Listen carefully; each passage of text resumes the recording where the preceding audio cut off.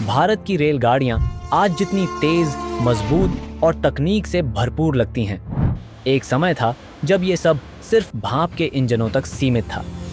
लेकिन फिर आया वो पल जिसने भारतीय रेल इतिहास की दिशा ही बदल दी।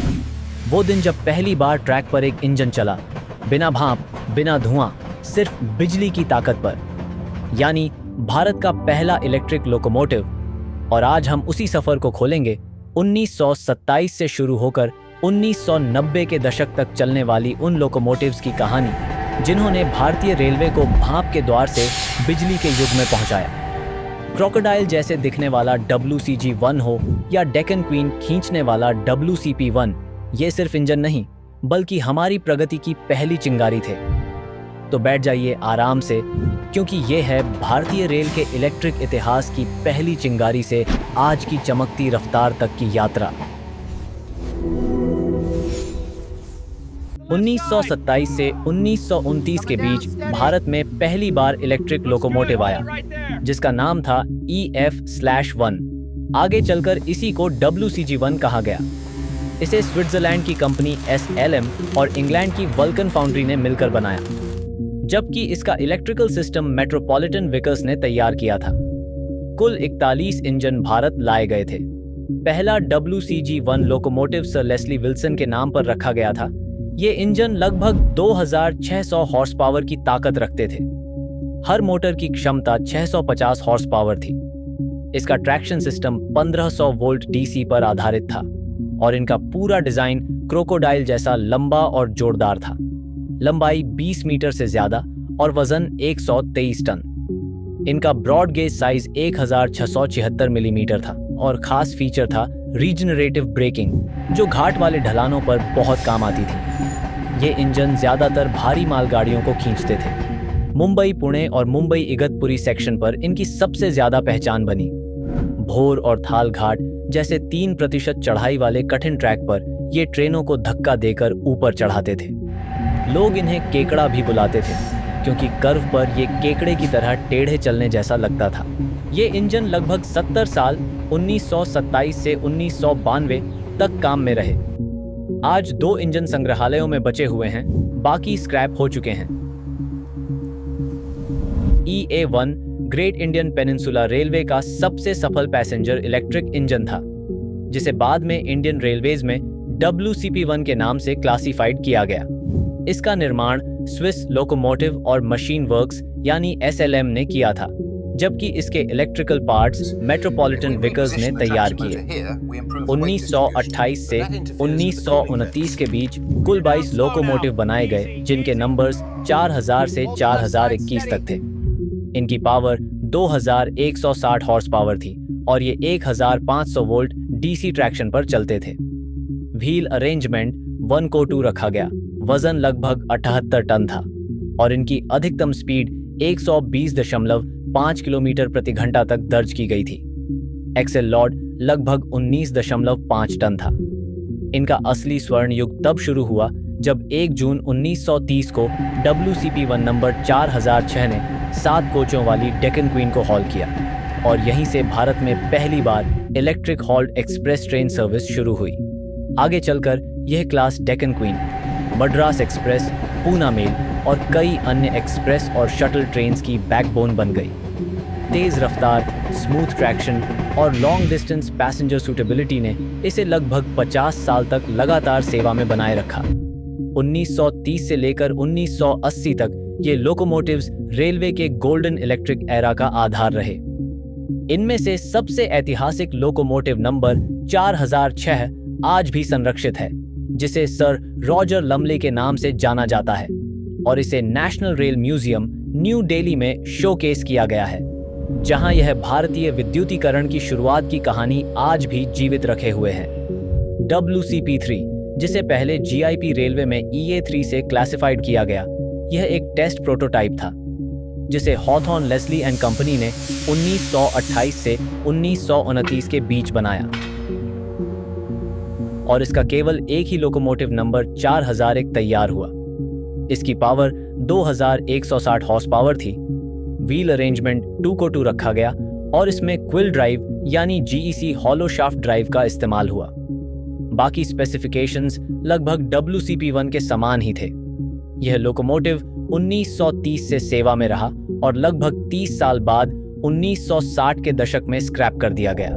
इसके ठीक बाद आया WCP-4, जिसे पहले GIP रेलवे में EA4 भी कहा जाता था। यह भी एक टेस्ट प्रोटोटाइप था। इसे हॉथॉर्न लेस्ली कंपनी ने बनाया और इसका electrical equipment Swiss company Brown Boveri ने दिया।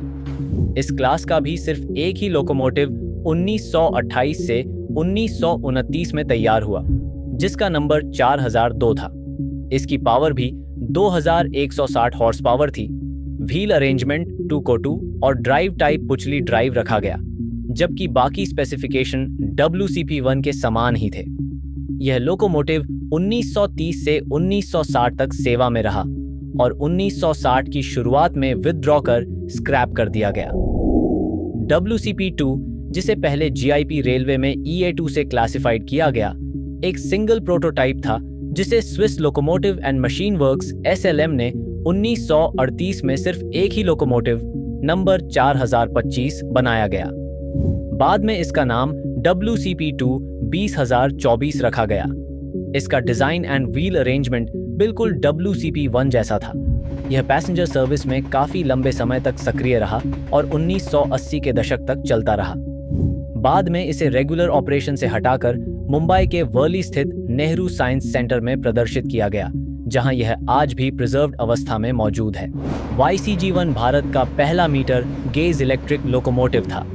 इसका निर्माण इंग्लिश इलेक्ट्रिक ने किया था और 1930 में साउथ इंडियन रेलवे के लिए कुल 4 लोकोमोटिव्स मंगाए गए, जिनके मूल नाम SIR-EG class EG1, EG2, EG3 और EG4 थे, जिन्हें बाद में नए रनिंग नंबर 21900 से 21903 दिए गए। इनकी पावर 485 किलोवाट यानी लगभग 650 हॉर्स पावर थी और traction system 1500 volt DC overhead pantograph पर चलता था। व्हील अरेंजमेंट बोबो डिजाइन पर आधारित थी।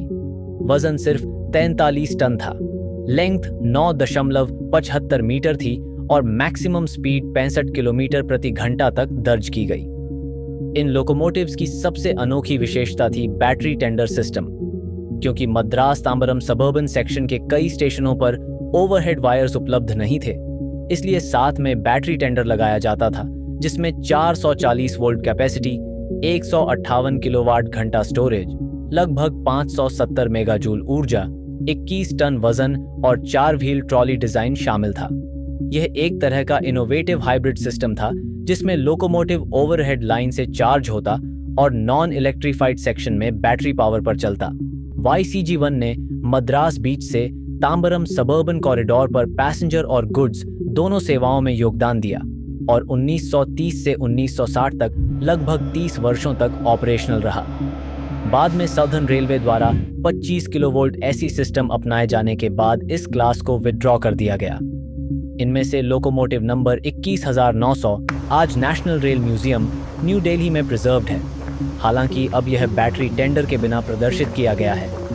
अब आते हैं उस इंजन पर जिसने भारत में मॉडर्न DC इलेक्ट्रिक युग की शुरुआत की, WCM-1। इस लोकोमोटिव को 1954 में इंग्लिश इलेक्ट्रिक और वल्कन फाउंड्री ने मिलकर बनाया था, जबकि इसके ऑक्सिलरीज वेस्टिंगहाउस ने सप्लाई किए।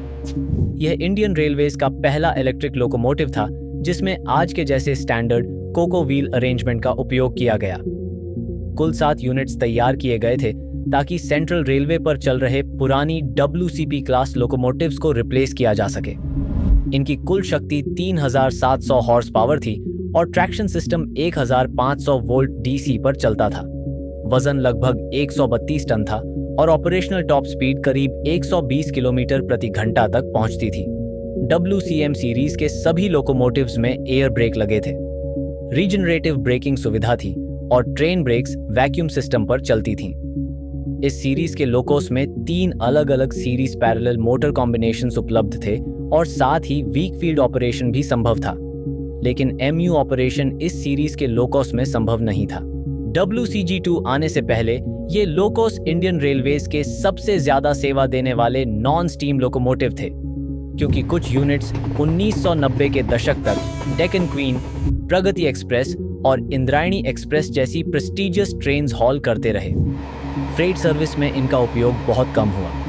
WCM-1 की सबसे पहचानी जाने वाली बात इसका भारी आकार, बहुत लंबा हुड और एक अलग प्रकार की डोर प्लेसमेंट थी, जहां कैबिन की साइड से एंट्री न होकर बॉडी के बीच वाले सेक्शन से अंदर प्रवेश होता था।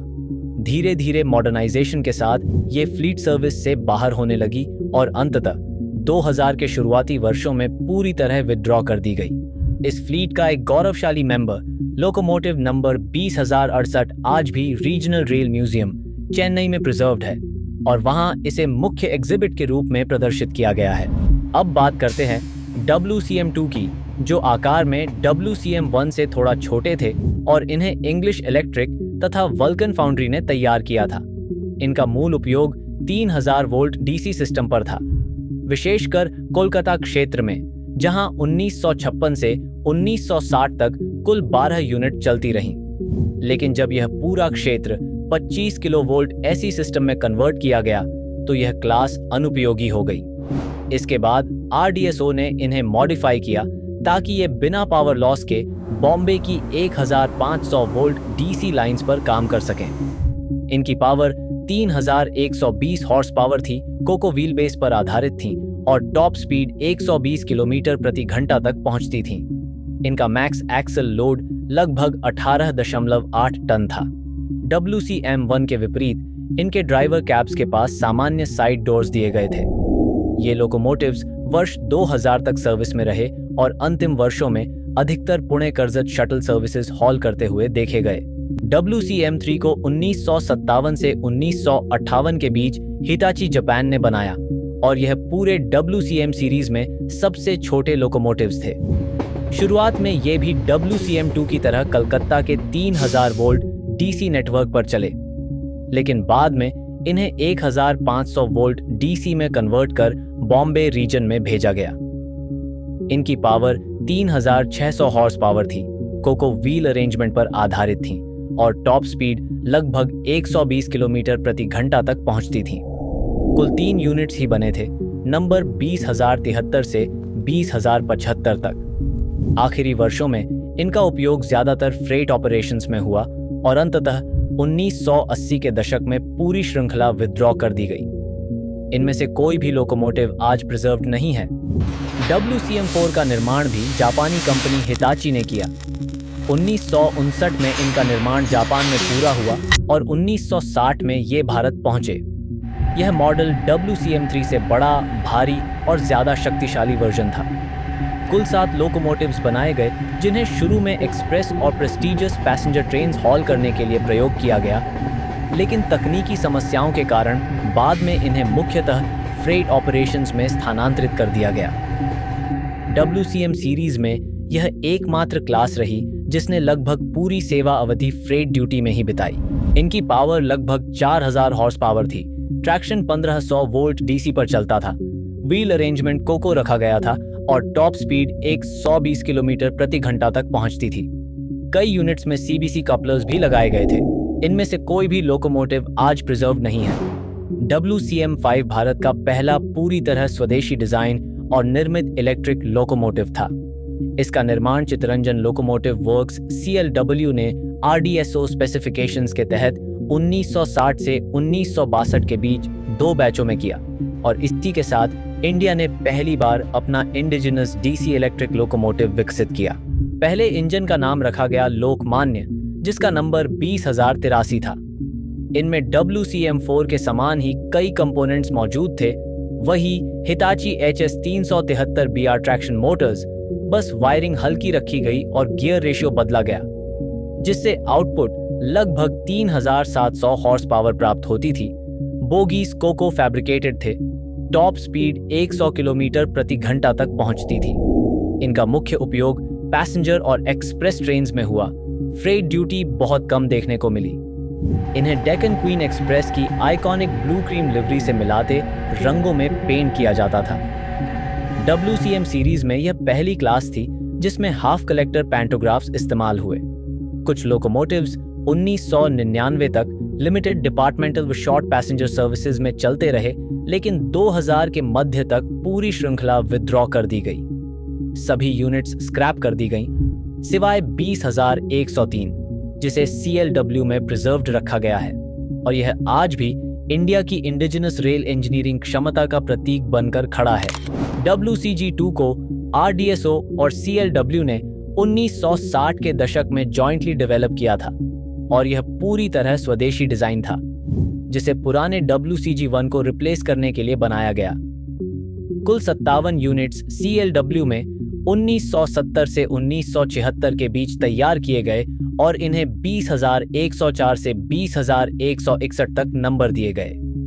इनकी पावर लगभग 4,200 हॉर्स पावर थी। Traction system 1,500 volt DC, wheel arrangement coco, वजन 132 टन्स और maximum speed 80 kilometres per hour रखी गई थी, जिसे बाद में कुछ यूनिट्स में रीगियरिंग द्वारा 90 किलोमीटर्स पर आवर तक बढ़ाया गया। सभी WCG2 लोकोमोटिव्स को सेंट्रल रेलवे के कल्याण इलेक्ट्रिक लोको शेड में होम किया गया था। इनका मुख्य उपयोग फ्रेट ऑपरेशंस में था, लेकिन ये पैसेंजर ट्रेन्स भी हॉल करते थे। सबसे प्रसिद्ध ड्यूटी थी इनकी बैंकिंग रोल, विशेषकर भोर घाट और थाल घाट पर, जहां 3% तक की स्टीप ग्रेडियंट्स थीं। यहां वे ट्विन या ट्रिपल कंसिस्ट में लगकर ट्रेन्स को चढ़ाई पर पुश करते थे। जैसे जैसे सेंट्रल रेलवे का नेटवर्क 25 किलोवोल्ट AC में कन्वर्ट होता गया, WCG2 को धीरे धीरे मेनलाइन ड्यूटीज से हटाया गया। 2011 तक केवल करीब 12 यूनिट्स ही ऑपरेशनल बचे थे, बाकी स्क्रैप कर दिए गए। अपने बेहद लाउड ब्लोअर्स के कारण इन्हें प्यार से हाउलर्स भी कहा जाता था। लगभग 40 से अधिक वर्ष सेवा देने के बाद पूरी श्रृंखला फेज आउट हो गई। आज 2 लोकोमोटिव्स प्रिजर्व्ड हैं। Locomotive number 20,108 CLW heritage gallery में 2007 से, और लोकोमोटिव नंबर 20,158 CSMT हेरिटेज गली मुंबई में 2019 से। तो ये था भारत के पहले इलेक्ट्रिक इंजनों का सफर। EF1 से लेकर WCG2 तक हर एक इंजन ने सिर्फ पटरियों पर नहीं दौड़ लगाई, बल्कि हमारे देश की तकनीक और सोच को भी तेज किया। भाप से बिजली तक का ये बदलाव आसान नहीं था, लेकिन इन्हीं पुरोधाओं ने रास्ता बनाया ताकि आगे चलकर WAP5, WAP7 और वंदे भारत जैसी रफ्तारें पैदा हों। ये इंजन भले आज म्यूजियम में खड़े हों या इतिहास की किताबों में छुपे हों, लेकिन उनकी गड़गड़ाहट आज भी भारतीय रेलवे की धड़कन में सुनाई देती है। अगर आपको रेलवे इतिहास की ये यात्रा पसंद आई हो तो वीडियो लाइक करना, कमेंट में बताना कि अगली कहानी किस इंजन पर सुनना चाहेंगे, और चैनल को सब्सक्राइब जरूर करें, क्योंकि आगे और भी रोमांचक रेलवे इतिहास आपकी स्क्रीन पर आने वाला है। फिर मिलेंगे रेल के अगले अध्याय में।